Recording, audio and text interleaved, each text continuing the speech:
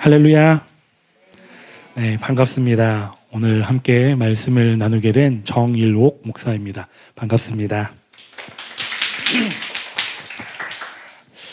우리 함께 말씀을 나누기 전에 먼저 앞뒤 좌우에 계신 분들과 함께 인사해 보겠습니다.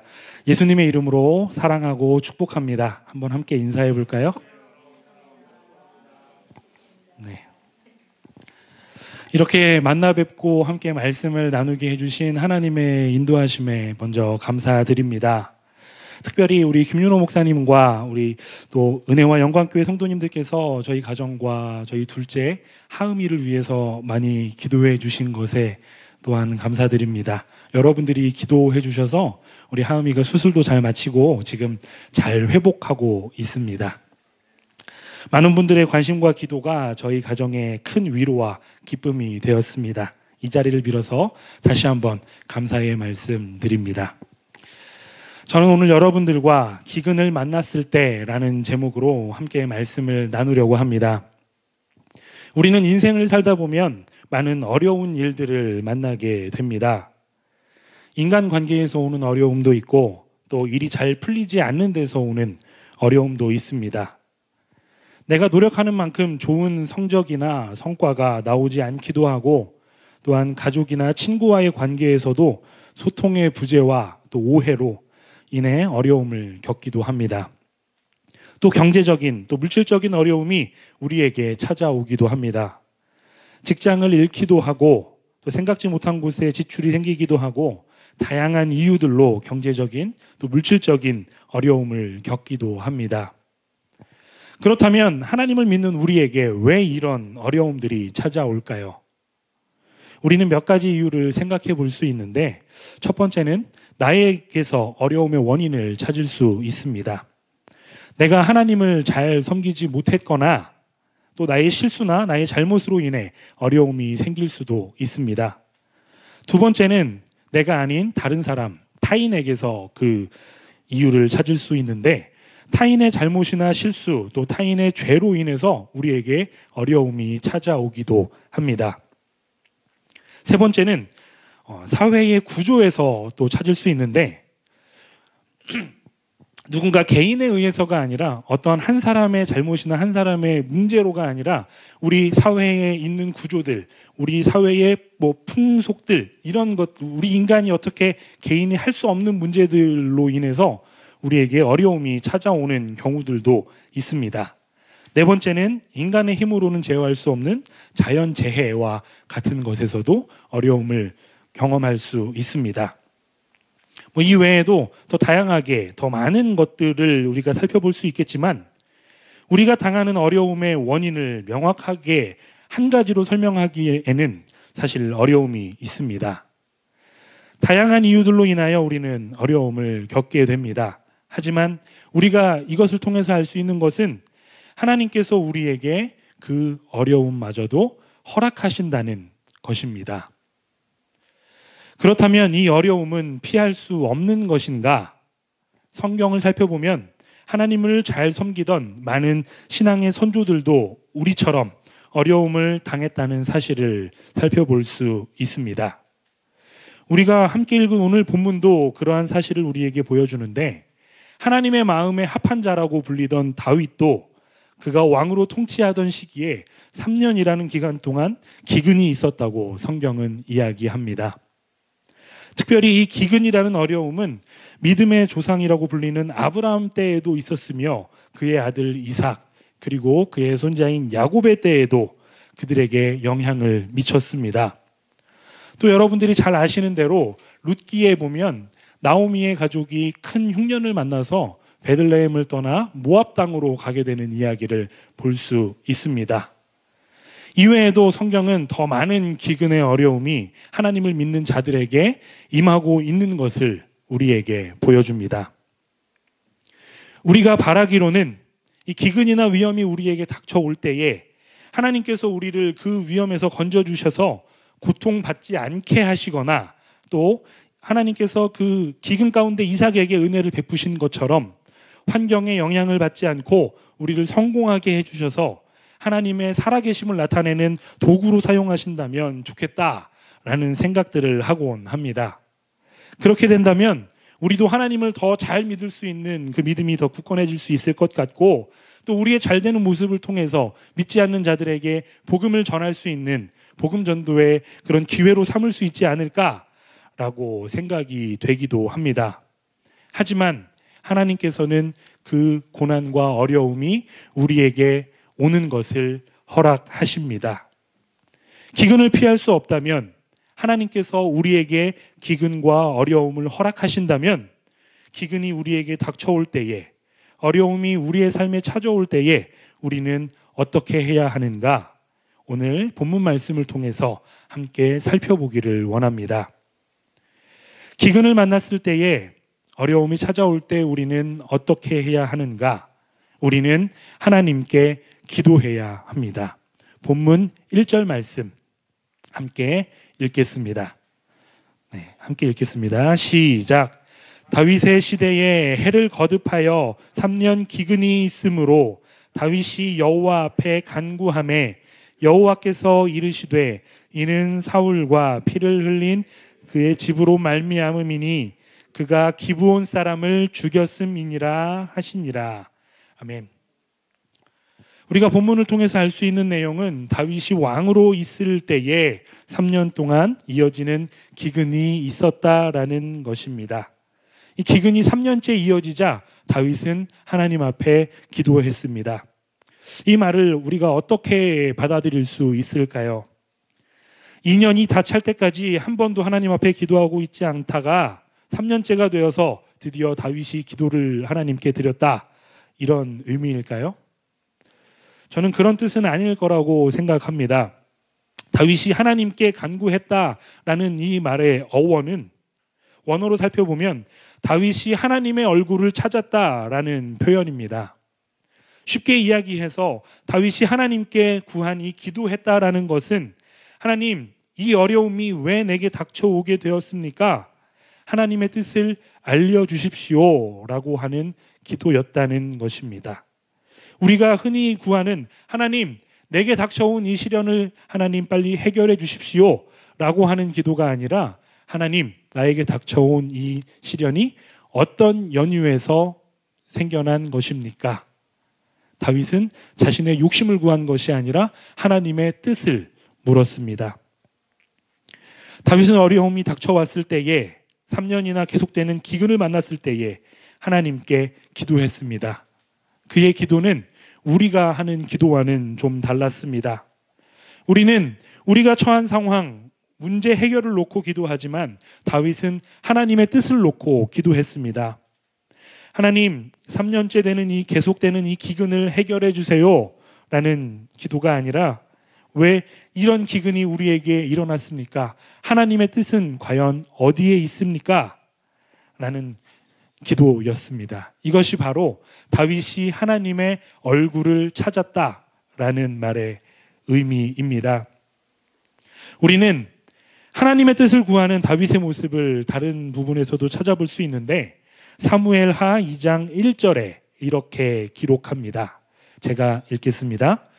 그 후에 다윗이 여호와께 여쭈어 아뢰되 내가 유다 한 성읍으로 올라가리이까?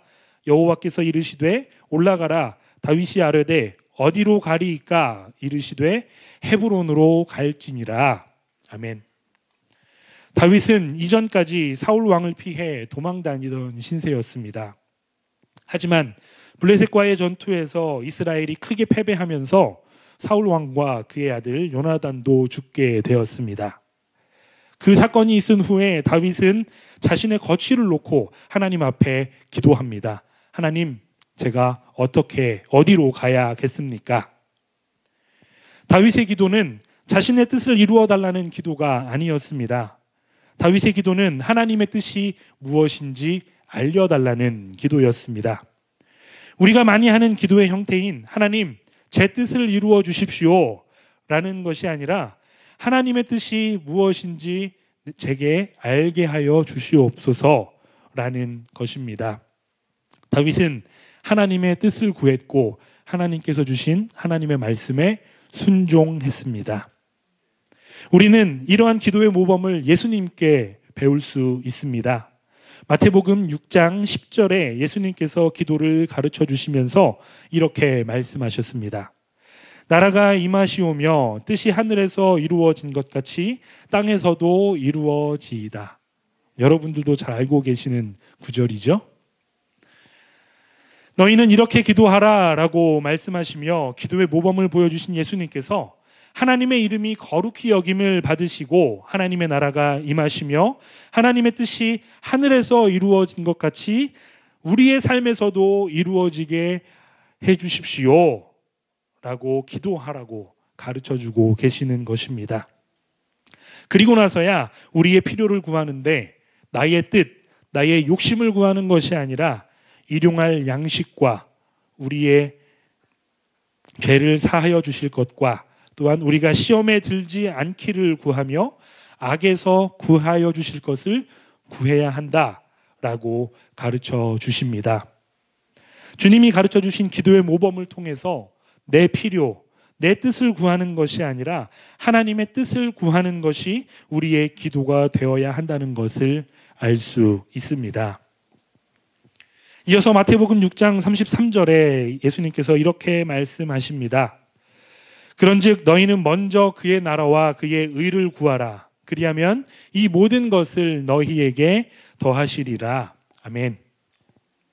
우리가 하나님 앞에 구해야 할 것은 무엇인가? 나의 뜻, 나의 필요, 나의 욕심이 아니라 하나님의 나라와 하나님의 의, 하나님의 뜻을 구해야 합니다. 그럴 때 하나님께서 우리에게 필요한 모든 것들을 채워주실 것입니다. 그렇기 때문에 우리의 기도는 내 뜻이나 내 욕심, 내 필요를 놓고 구하는 기도가 아니라 하나님의 뜻이 무엇인지를 구하며 내가 하나님의 뜻을 알고 하나님의 말씀에 순종할 수 있게 해달라는 기도가 되어야 합니다. 다윗은 기근을 만났을 때에 하나님 앞에 기도했습니다. 그는 자신의 필요나 자신의 뜻을 구한 것이 아니라 하나님의 뜻을 구했습니다. 다윗이 하나님의 뜻을 구할 때에 하나님께서는 사울이 흘린 피, 그가 언약을 어기고 기브온 사람들을 죽였기 때문에 3년 기근이 일어나게 되었다라고 말씀하십니다. 본문 2절 말씀 우리 함께 읽겠습니다. 본문 2절입니다. 시작. 기브온 사람은 이스라엘 족속이 아니요 그들은 아모리 사람 중에서 남은 자라. 이스라엘 족속들이 전에 그들에게 맹세하였거늘 사울이 이스라엘과 유다 족속을 위하여 열심히 있으므로 그들을 죽이고자 하였더라. 이에 왕이 기브온 사람을 불러 그들에게 물으니라. 아멘. 1절에서 말한 사울이 기브온 사람을 죽인 것이 왜 문제가 되는지에 대해서 2절에서 말씀하고 있습니다. 이스라엘 백성들이 전에 기브온 사람들에게 한 맹세를 사울 왕이 깨고 그들을 죽이고자 했다라는 것이 그 이유라는 것입니다. 이것은 여호수아 9장에서 배경을 두고 있는데 여호수아 9장 26절 말씀 우리 함께 읽어보겠습니다. 여호수아 9장 26절입니다. 함께 읽겠습니다. 시작. 여호수아가 곧 그대로 그들에게 행하여 그들을 이스라엘 자손의 손에서 건져서 죽이지 못하게 하니라. 아멘. 자, 이 구절을 간단하게 설명하자면 이스라엘 백성들이 출애굽한 후에 약속의 땅인 가나안으로 들어가는 여정 가운데에서 가나안 연합군과 전쟁을 벌이게 되었습니다. 하나님께서 이스라엘 백성들과 함께 하셔서 이집트의 군대를 물리치신 일과 가나안 땅을 향해 가면서 그들을 대적했던 이방인들을 물리치게 하신 일들이 이미 가나안 땅 많은 사람들에게 들려졌습니다. 그럴 때에 기브온 사람들은 이 가나안 연합군들이 이스라엘 백성들과 싸우려고 할 때에 이스라엘 백성들과 전쟁을 하지 않고 조약을 맺어서 그들과 싸우지 않고 자신들의 생명을 유지하고자 하는 계획을 세웠습니다. 이스라엘 백성들은 하나님의 명령에 따라 가나안 모든 민족을 진멸하고 그 땅을 자신의 땅으로 차지하려고 했는데 이 기브온 사람들은 마치 자신들이 멀리 있는 곳에서 온 사람들처럼 행세하면서 자신들과 평화 조약을 맺자고 이스라엘 백성들을 속였습니다. 그렇게 속여서 평화 조약을 맺게 되었습니다. 이스라엘 백성들은 가나안 연합군과의 전쟁에서 승리하였고 그 이후에 기브온 사람들이 자신들을 속였다는 것을 알게 되었습니다. 그리고 나서 우리가 그들을 어떻게 해야 하는가 뒤늦게 이제 생각을 하기 시작하는데, 오늘 함께 읽은 이 말씀을 통해서 기브온 사람들을 죽이지 않고 살려두는 것이 하나님의 말씀에 불순종하는 것임에도 불구하고 이미 그들과 하나님의 이름으로 평화 조약을 맺었기 때문에 그들을 살려두는 대신 그들을 하나님의 장막을 위해 물을 길러오고 나무를 장작을 패는 일들을 하는 종으로 삼는 것으로 결론을 내리게 되었습니다. 이렇게 여호수아의 때로부터 기브온 사람들은 평화 조약으로 그들의 생명이 지켜지고 있었습니다.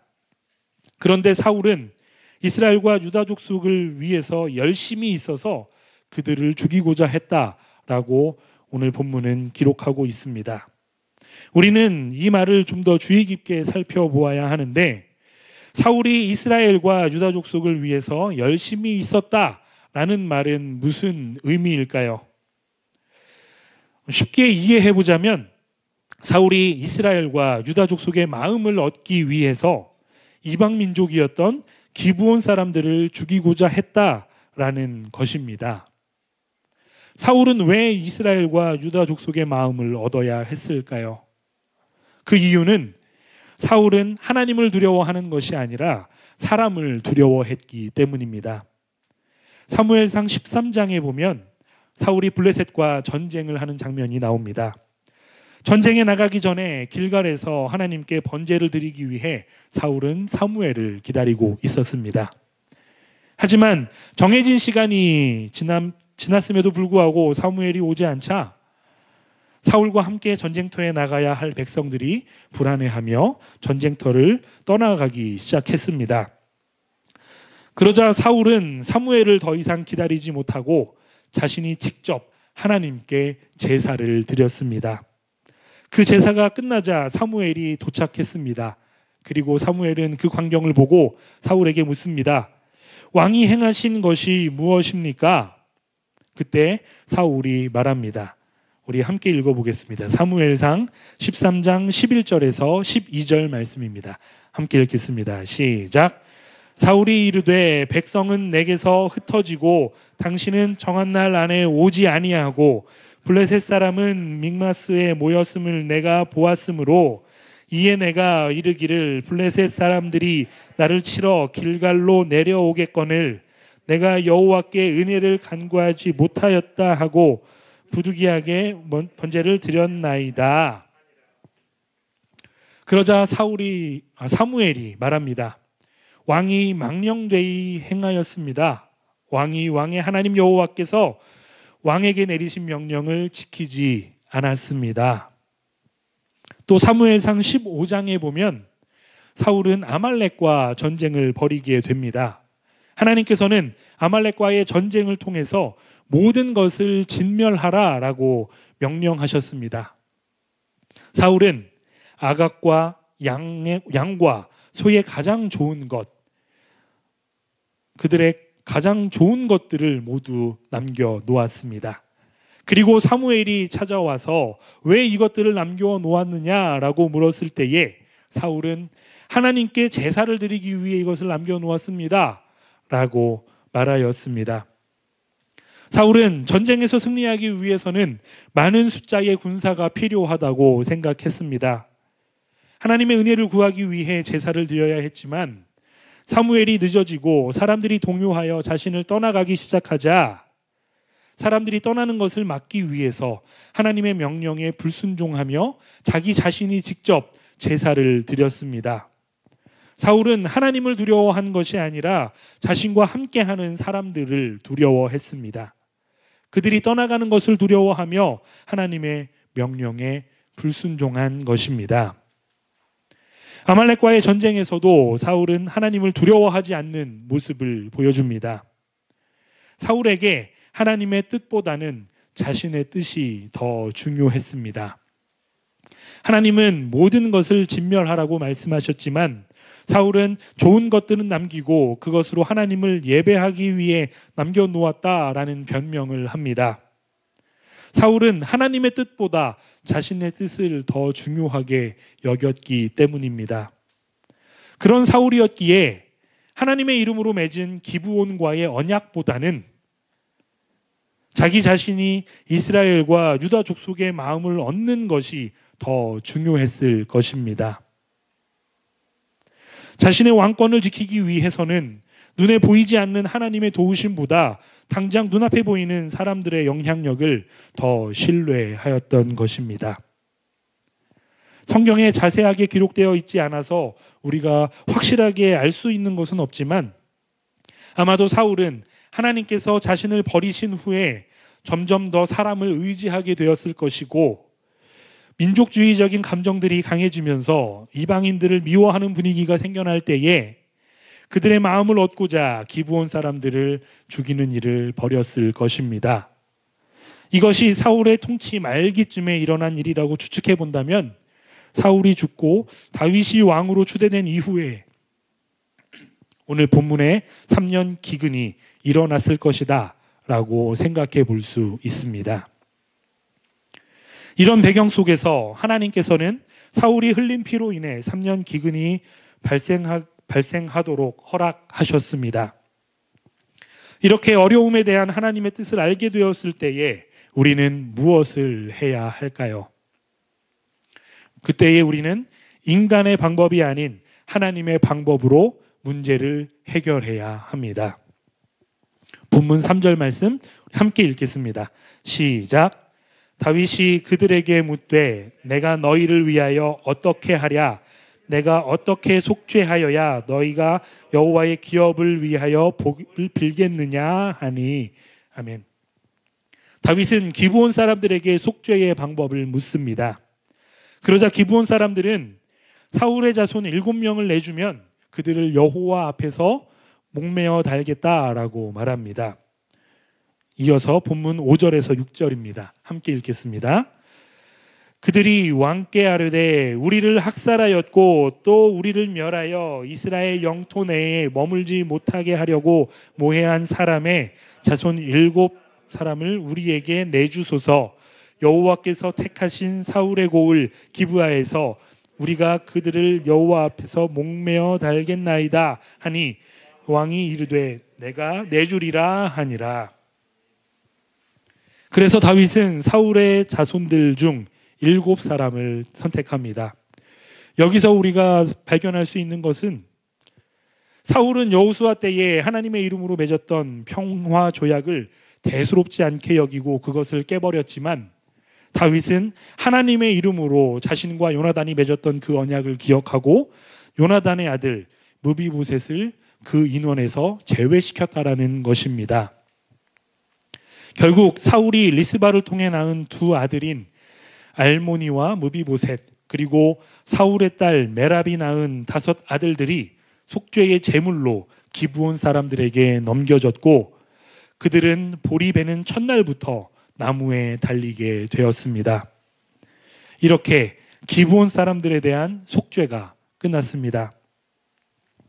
저는 이 부분을 보면서 이것이 정말 하나님의 뜻일까라는 생각을 갖게 되었습니다. 정말 하나님께서 사울의 자손 7명을 죽이는 것을 원하셨을까? 그것이 하나님께서 원하시는 속죄의 방법이었을까? 제가 이렇게 생각하게 된 데에는 몇 가지 근거가 있습니다. 먼저 기브온 사람들에게 속죄하는 방법에 대해서 다윗은 하나님께 묻지 않았습니다. 이 말은 우리가 좀 주의해서 생각해 보아야 하는데 먼저 전제가 되어야 하는 것은 우리가 누군가에게 잘못을 하고 피해를 입혔다면 피해를 입은 그 당사자에게 가서 속죄를 해야 한다는 것입니다. 이것은 변하지 않는 전제입니다. 우리는 우리가 피해를 입힌 그 사람에게 찾아가서 잘못했다고 용서를 구해야 합니다. 그가 입은 피해를 그에게 변상해 주어야 하는 것입니다. 이것은 변할 수 없는 기본입니다.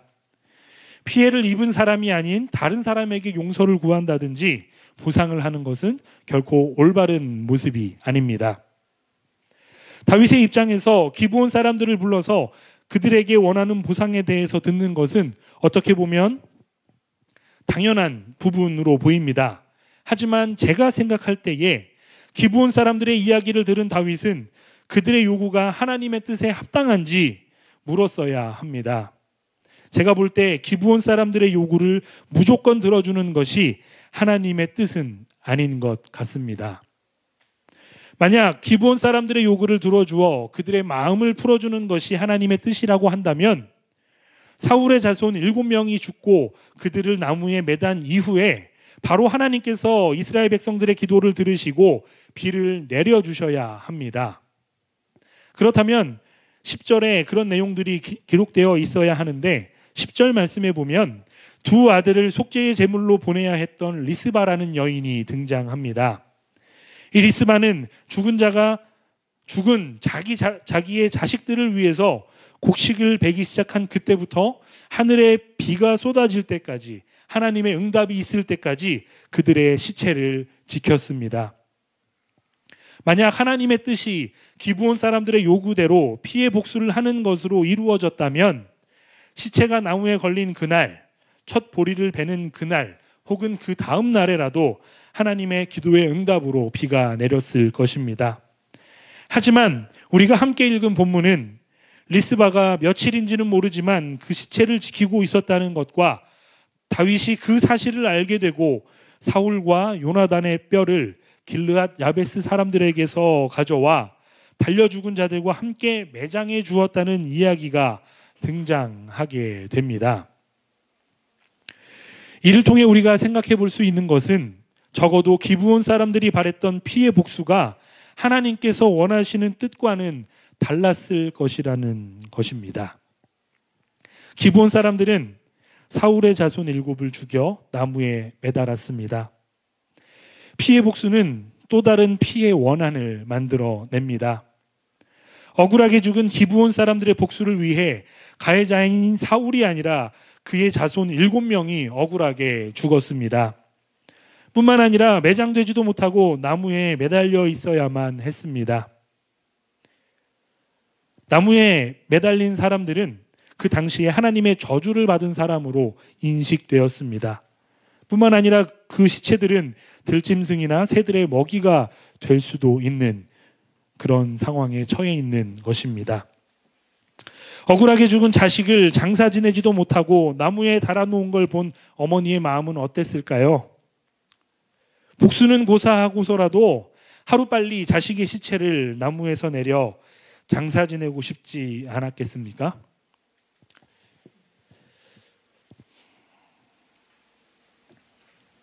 다윗이 리스바의 행적에 관한 이야기를 듣고 사울과 그의 후손들의 시체를 함께 장사를 지낼 때 그때에야 하나님께서 그들의 기도를 들으시고 비를 내려주셨습니다.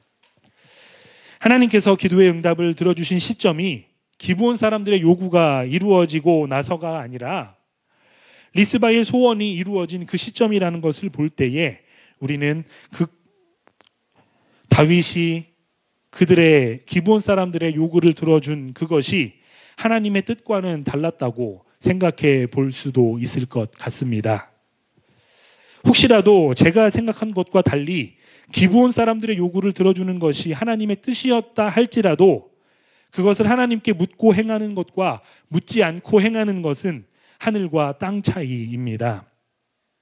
하나님께 묻고 행하는 것은 하나님의 뜻에 순종하는 것이지만 하나님께 묻지 않고 행하는 것은 내 뜻을 행하는 것이기 때문입니다. 이것은 마치 사울이 하나님께서 진멸하라고 하신 그 명령은 저버리고 좋은 것들을 남겨두고 하나님께 제사를 드리기 위해 그렇게 했다라고 말하는 것과도 크게 다르지 않습니다. 이러한 사유를 통해서 저는 다윗의 행동이 하나님의 뜻을 구하는 것에서 시작했으나 하나님의 방법이 아닌 사람의 방법으로 행한 것이 아닐까라고 생각해 봅니다. 말씀을 정리하겠습니다. 우리는 본문을 통해서 기근을 만난 다윗의 이야기를 함께 나누었습니다. 다윗은 3년째 기근에 하나님의 뜻을 구했습니다. 하나님께서 사울이 흘린 피, 기브온 사람들을 죽인 연유로 기근이 임했다라고 말씀하셨습니다. 사울은 하나님을 두려워하기보다는 사람을 두려워했기 때문에 결국 하나님의 말씀에 불순종했고 하나님께 버림을 받았습니다. 그런 사울이었기에 하나님의 이름으로 한 언약도 그에게는 중요한 것이 되지 않았습니다. 하지만 다윗은 개인적인 언약이었음에도 불구하고 하나님의 이름으로 한 언약을 끝까지 지킨 모습을 우리는 볼 수 있습니다. 그렇게 하나님의 뜻을 구한 다윗은 하나님의 방법이 아닌 사람의 방법으로 문제를 해결하려 했습니다. 그 결과는 또 다른 피해자를 만들어내는 것으로 나타났습니다. 사울의 자손 7이 죽었고 리스바는 자신의 아들들을 위해 굵은 베옷을 입고 비가 올 때까지 그 시체를 지켰습니다. 기브온 사람들의 요구가 이루어졌음에도 불구하고 여전히 비는 내리지 않았습니다. 하지만 다윗이 리스바의 이야기를 듣고 사울과 요나단의 뼈와 7명의 시신을 함께 장사를 지냈을 때에 하나님께서는 그들의 기도를 들어주시고 비를 내려주셨습니다. 우리의 인생에도 다윗의 때의 기근과 같은 어려움이 찾아올 수 있습니다. 인생의 어려움이 찾아올 때에 우리도 다윗과 같이 하나님의 뜻을 구할 수 있는 그런 하나님의 백성들이 되기를 소망합니다. 우리는 보통 기도할 때에 하나님의 뜻이 아니라 내 뜻, 내 소원을 구합니다. 하지만 우리가 드려야 하는 기도는 예수님께서 가르쳐 주신 것처럼 먼저 하나님의 나라와 하나님의 의, 하나님의 뜻을 구해야 합니다. 하나님의 뜻이 내 삶 가운데 이루어질 때에 하나님께서 우리의 모든 필요를 따라 우리의 필요를 공급해 주실 것입니다. 하나님의 뜻을 구하며 그 뜻에 순종하는 여러분들과 제가 되기를 소망합니다. 또한 다윗은 하나님의 이름으로 한 언약을 잊지 않고 지켰지만 사울은 하나님보다 사람을 더 두려워함으로 하나님의 이름으로 한 맹세를 깨버렸다는 것을 우리는 기억해야 합니다. 결국 사울은 하나님께 불순종함으로 버림받게 됩니다. 사람을 두려워하기보다 하나님을 경외하는 여러분들과 제가 되기를 소망합니다. 마지막으로 문제를 해결할 때에 인간의 방법이 아닌 우리의 경험이나 우리의 생각이 아닌 하나님의 방법을 구하는 여러분들과 제가 되기를 소망합니다. 우리가 선택한 방법이 하나님의 방법인지 하나님의 뜻인지 기도하며 분별해야 합니다. 그렇지 않으면 또 다른 피해자, 또 다른 원한을 만들어내는 일에 동참하게 될 수 있습니다. 하나님은 한 사람의 유익을 위해 다른 사람을 해치는 일을 원하시지 않으십니다. 하나님은 아벨을 살해한 가인에게 피해 복수를 행하지 않으셨음을 우리는 기억해야 합니다. 가인이 그가 지은 죄에 대한 벌은 받았지만 하나님께서는 그가 다른 사람들에게 죽지 못하도록, 다른 사람이 그를 죽이지 못하도록 표를 주셨다는 것을 우리는 기억해야 합니다. 하나님께서는 공의의 하나님이시면서 동시에 사랑의 하나님이시기 때문입니다. 그런 하나님의 성품을 기억하면서 하나님의 뜻이 어디 있는지 늘 구하며 하나님의 방법에 순종하는 여러분들과 제가 되기를 소망합니다. 인생의 어려움은 늘 우리 곁에 있습니다. 하나님께서는 우리의 어려움을 우리의 삶에 허락하십니다. 하나님은 우리의 고난을 통해 우리를 연단하시고 다듬어 가시며 우리를 통해 하나님의 뜻을 이루어 가십니다. 기근을 만날 때에 하나님을 찾고 하나님께 더욱 가까이 나아가는 우리 모두가 되기를 소망합니다. 기도하겠습니다. 하나님 감사합니다.